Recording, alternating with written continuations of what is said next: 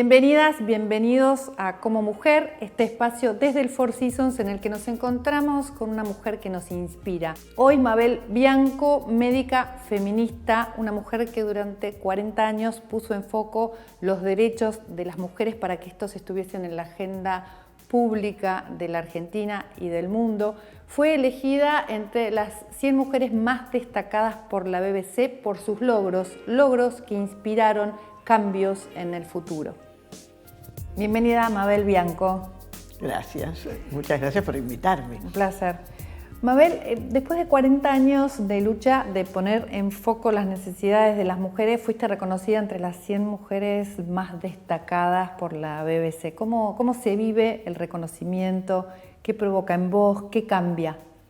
Bueno, me gustó mucho, es una caricia que te hacen y me gustó sobre todo porque viene de un medio muy respetado y que además fue algo que nunca me imaginé, porque recibí una invitación para si quería participar en algo que parecía como un concurso, ¿no? Era que cuando dije que sí, que podía, me pidieron que mandara unas cosas, pero después no me enteré porque no me avisaron. Entonces fue toda una sorpresa y es lindo porque muchas de estas luchas no son agradables y te cascotean y te pegan un poco. Entonces cuando alguien reconoce, es lindo y creo que es algo que también no es solamente para mí, es un poco la representación de una lucha de muchas mujeres en este país y que ¿Sentís que valió la pena? Sí, totalmente. O sea, vas dándote cuenta que ese reconocimiento que te vuelve es un poco de lo que diste, ¿no? Claro, pero te digo que yo eso lo sentí antes. El año pasado para mí fue un año... Primero lo sentí en el 2015 con el de Ni Una Menos. Esa movilización, el 3 de junio creo que fue, ¿no? Esa movilización fue maravillosa. Porque Contame. Claro, nosotros veníamos celebrando el 25 de noviembre, día para la lucha contra la violencia contra las mujeres, desde hacía años. Teníamos los 16 días de activismo que van desde el 25 de noviembre al 10 de diciembre, el Día de los Derechos Humanos. Entonces todo eso lo hacíamos perfecto, pero éramos 4 gatas locas, vamos a decir así. Eran pocas. Muy pocas. ¿Cuándo se dio el quiebre, el cambio? Bueno, yo creo que ese cambio es lo que vimos el 3 de junio, porque de golpe ver esa plaza del Congreso llena, que uno miraba y era hasta el obelisco o más.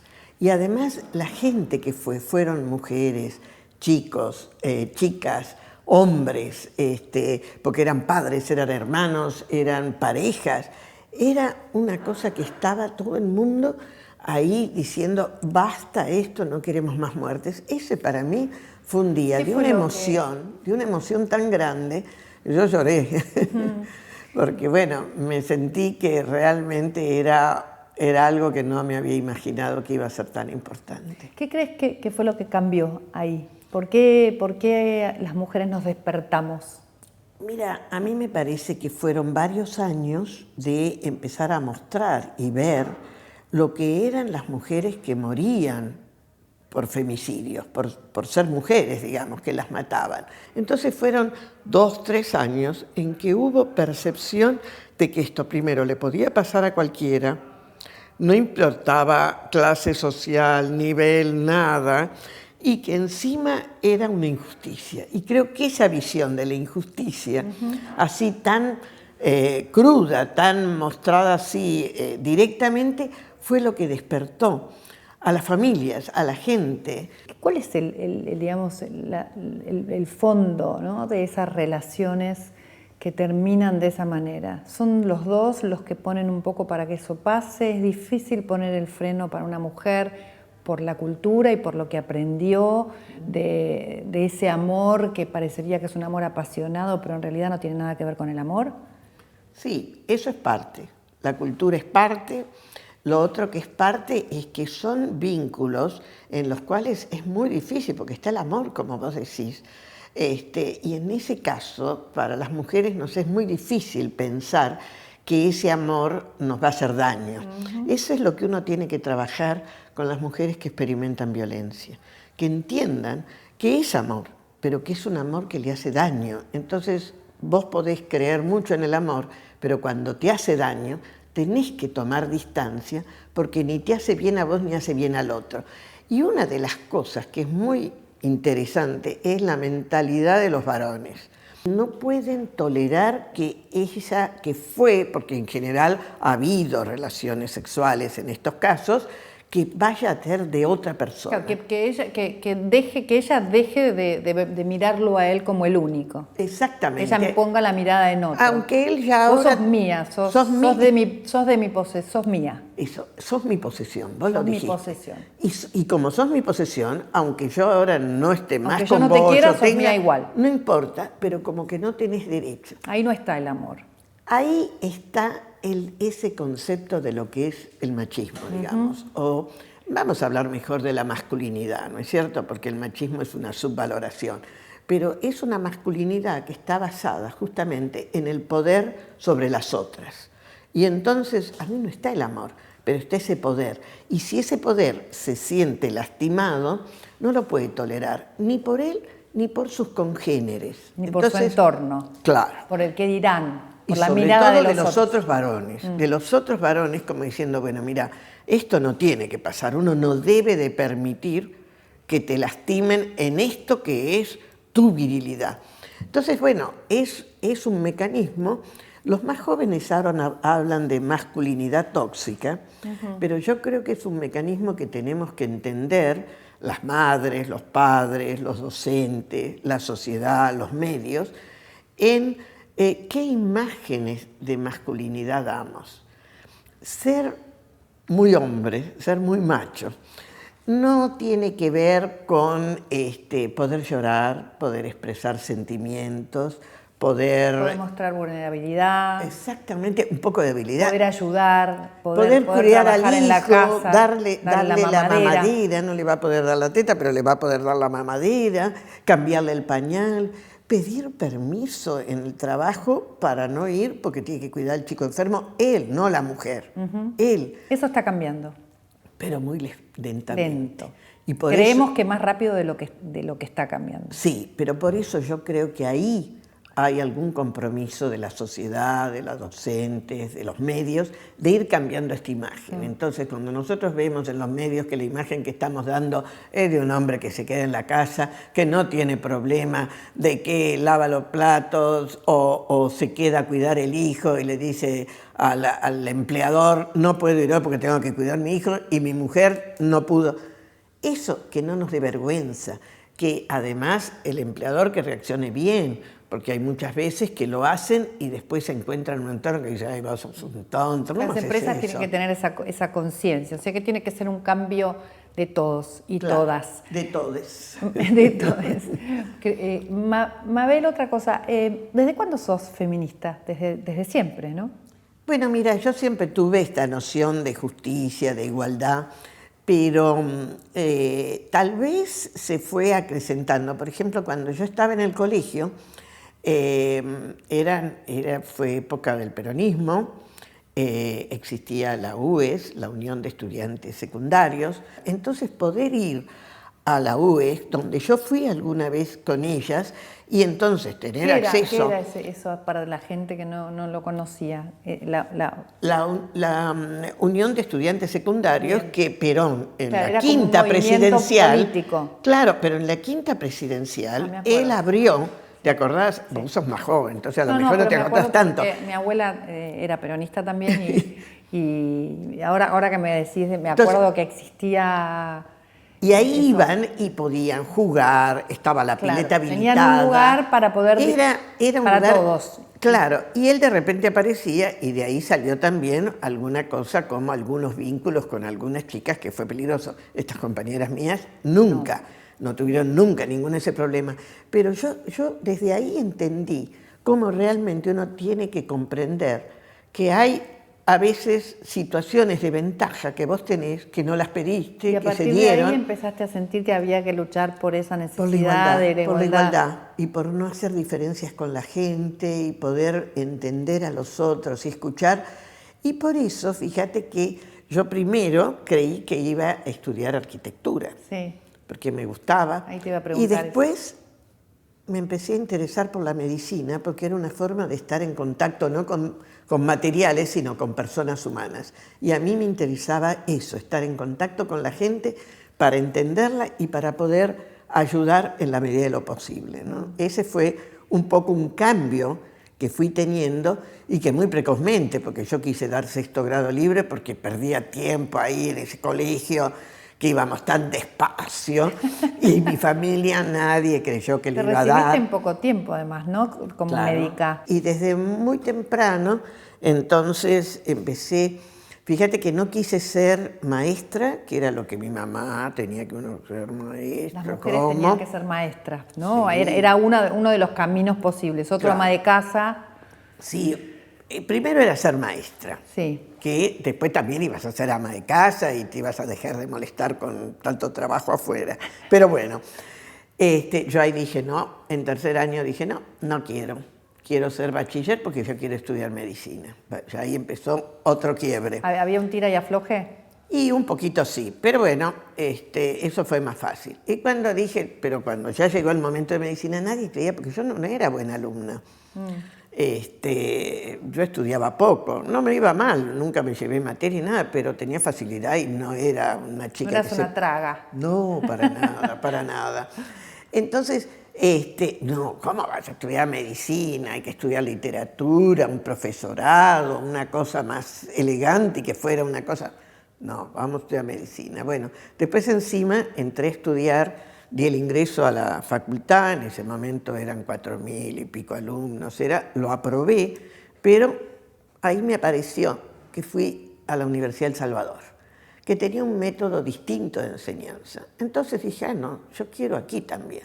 Pero como todavía no estaba reconocida, entonces yo volví de mis vacaciones, que era toda una cosa que como...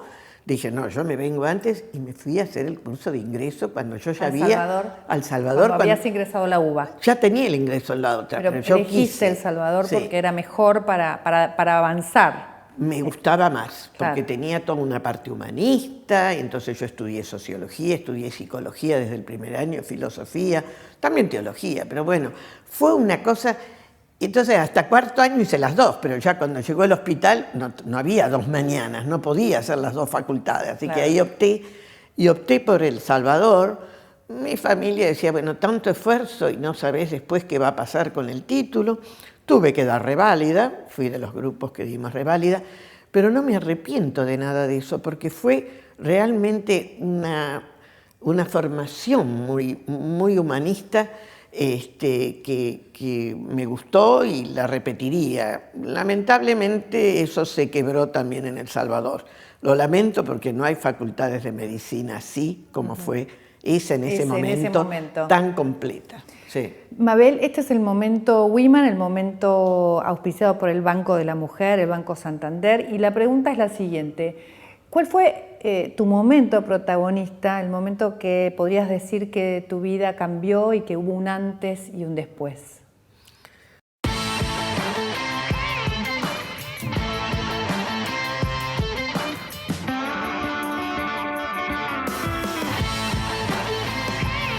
Women, el Banco de la Mujer.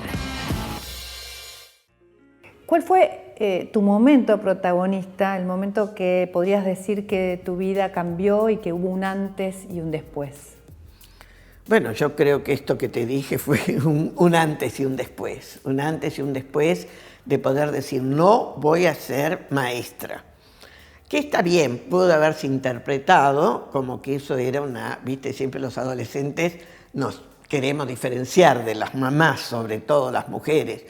Pero sin embargo, para mí fue un cambio de vida, fue un cambio de ya orientarme a lo que quería. Y la medicina para la mujer también, ¿no? ¿Cómo te trató el ámbito, un ámbito también bastante masculino, donde, por ejemplo, una cirujana mujer hasta el día de hoy, uno lo piensa y dice, bueno, me va a operar una mujer, me va a operar un hombre. ¿Cómo es ese ámbito quirúrgico, el ámbito de la medicina para una mujer? Bueno, ahí viene el otro tema. Yo empecé a estudiar medicina, pero como mi idea era lo social, yo no quería hacer la medicina asistencial. Y muy prontamente me orienté hacia lo que me gustaba, que es la epidemiología, que es estudiar los conjuntos del problema de la enfermedad y ver qué pasa, las epidemias, digamos, pero las enfermedades crónicas. Entonces yo tenía que tener una muy buena formación, porque después yo no, básica para entender y no ser una médica de escritorio, digamos. Entonces yo hice toda mi formación en la facultad orientada a tener una buena formación previa a especializarme. Y ahí entonces entré a hacer guardias al Instituto de Cirugía de Aedo, un ámbito quirúrgico por excelencia. Y entramos 3 mujeres y ahí tuve el gran choque de que ahí no había mujeres. Y ahí no teníamos dónde ir a dormir, porque el dormitorio, tenían una parte arriba que era el departamento para los médicos y los varones que hacían la guardia, los que no estaban recibidos también. Ahí no entrábamos las mujeres, nos dijeron, no, aquí no. Y tuvimos que entonces estar en una habitación que era un sector separado dentro de un ámbito de las pacientes, y eran 2 camas y éramos 3, así que nunca podíamos estar todas juntas durmiendo, quiere decir que alguna tenía que hacer el turno noche. Digo, ese tipo de cosas que vos notás. Las mujeres no tenían el lugar, no tenían su lugar. No. Habrá sido difícil. Hubo que hacerlo. Hubo que hacerlo. Y hubo que hacerlo también, no solamente para eso, para que también tuviéramos las mismas posibilidades, porque como era un día domingo, primero había muchos casos de accidentes y esto, pero también había prácticas de algunas cirugías no tan importantes, pero que se ponían ese día para complementar y para acelerar y para disminuir los turnos de espera. Ustedes. Tardamos. Al principio, nada. Hasta que al final también, bueno, a ver, yo también quiero operar una varice. Claro. Y lo pudimos hacer, pero también eso te digo, ¿no? Ahí fue otro de los sacudones, digamos, que no había tenido en la universidad, ni en la pública, ni en la Universidad de Buenos Aires, ni en El Salvador tuve ese problema. Pero cuando llegamos a ese momento de la práctica, sí. Y uno lo ve ahora, no hay directoras de hospital, muy pocas mujeres ministras de salud, poquitas, te sobran los dedos de la mano para contarlas. Todavía falta mucho camino por recorrer. Mucho camino para una igualdad en serio, ¿no? Digamos, trabajando con la ONU en Latinoamérica, enfocada en las mujeres, con toda esta movida, ¿no? Todo lo que estamos viendo que está pasando en Latinoamérica, ¿cómo ves a la mujer en Latinoamérica a diferencia del mundo? Porque has estado en contacto, ¿no? En foros y en reuniones con mujeres de otros lugares del mundo, de lugares más desarrollados. ¿Cuál es Latinoamérica versus el resto del mundo? La mujer, ¿cómo está parada? Bueno, yo creo que hemos avanzado muchísimo en estos, te digo, yo empecé a trabajar bastante tempranamente porque cuando creamos la fundación, hace 30 años, cumplimos 30 años, la Fundación FEIM. Fundación para Estudio e Investigación de la Mujer, FEIM. Rápidamente entramos en contacto con redes regionales, la Red de Salud de las Mujeres Latinoamericanas del Caribe, que estábamos luchando por disminuir la mortalidad materna en nuestra región. Bueno, todo eso me llevó a tener mucho contacto regional y mundial también. Y ahí nosotros avanzamos mucho en la región, pero hay algunos todavía quiebres que quedan, que son muy vinculados a las cosas culturales. Uno a veces ve, por ejemplo, las mujeres africanas. Las que llegan son muy fuertes, son mucho más fuertes que nosotras. Les cuesta mucho más. Claro, pero son más fuertes porque tienen también un respaldo de atrás.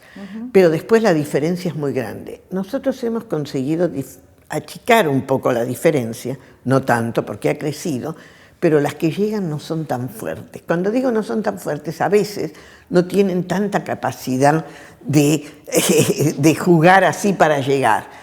Esa es una característica. La otra característica es que yo creo que el movimiento feminista ha evolucionado tanto y tan bien en nuestra región, que ahora hay Chile, por ejemplo. En Chile el movimiento de las mujeres en todo esto ha sido muy importante, siempre pacífico, nunca en ninguna cosa agresiva, pero las mujeres se animaron a cuando denunciaron las violaciones y se animaron a pararse con los nombres de las mujeres violadas delante de la Casa de Gobierno, con todos los policías ahí, o los carabineros, como llaman ellos, que las podían haber atacado. Después hicieron lo que fue una manifestación de las mujeres de luto por las que habían muerto. Quiere decir que pacífico, pero... Y ahí uno veía mujeres indígenas, mujeres pobres, mujeres ricas, mujeres académicas, de alto nivel, todas juntas, todas vestidas de negro, todas... Eso creo que es una maduración muy importante. Y ahora en Bolivia es muy interesante porque, si bien, bueno, es un país que está tan convulsionado y que da tanta pena porque, bueno, hay tanto problema ahí de un lado y de otro, y sin embargo, algunas de las cosas que nos llegan son o reuniones en que mujeres feministas han dicho y están haciendo demostraciones que están llamando a la cordura a los dos sectores, con una visión que es de superadora de los dos bandos, porque la verdad que si nosotros tuvimos una grieta, ellos no tienen un zanjón que no sé cómo lo van a zafar. Pero estas mujeres poniendo y diciendo, bueno, aquí los dos tuvieron responsabilidad, hay que buscar algo y sobre todo haciendo valer que no hay derecho a que nadie sea discriminado ni presionado por la violencia y por la fuerza, que hay mecanismos para que en la democracia se encuentren los caminos. Y eso significa de los dos lados de poner actitudes. Vos como mujer, en tu trayectoria y en tu camino de ir avanzando profesionalmente, también compatibilizando con la familia, ¿no? Porque estás casada. No tengo hijos. No tenés hijos. No tengo hijos. Ajá. Y eso ha sido algo que a veces me han dicho, bueno, pero entonces vos no tenés derecho a hablar. Porque, sí, claro, y en medios, ¿eh? Porque claro, aquí nosotros tenemos eso que es algo que hay que cambiar, el concepto de ser la feminidad, ser mujer, tenés que ser madre. Entonces, eso es un mandato muy fuerte. Un mandato tan fuerte que es muy difícil romperlo y que es muy difícil que entonces te dice, bueno, si no tenés hijos, ¿qué estás hablando de lo que entiendes y de lo que hay que hacer en la educación de los hijos y demás? Y yo digo, yo tengo muchos más hijos e hijas, porque bueno, he trabajado siempre con muchos jóvenes, sigo trabajando con ellos y he tenido siempre mucho contacto y creo que es allí donde de repente, ahora digo, y esto sí es volviendo a lo que fue antes, las chicas me reconocen y los chicos me reconocen, cosa que a veces las adultas no. Y me dicen, claro, o le dicen a la mamá, ¿ves? Esta señora es la que te dije, que es una genia, ¿viste? Como dicen ellos, o que es un genio. O un chico cuando fue todo lo de la lucha el año pasado, el aborto sí, aborto no, yo estaba con un grupo manifestando en pro y estaban en el Congreso todos, otro grupo de los celestes en contra, y un chico vino corriendo y me dijo, señora, siga diciendo eso, porque yo estoy ahí, pero estoy con usted, porque usted entiende los dos lados. Bien. Cuando te dicen eso es que, bueno, ellos entienden y ellos y ellas son las que tienen ahora la batuta, y ellas son las que tienen que encontrar, y ellos también, que hay que ir cambiando estos mandatos rígidos que vos menos, pero yo los tuve muy, muy de joven. Yo también. Vos también. Bueno, entonces No te las preocupes. hijas son... ¿Qué le dirías a las mujeres para inspirarlas?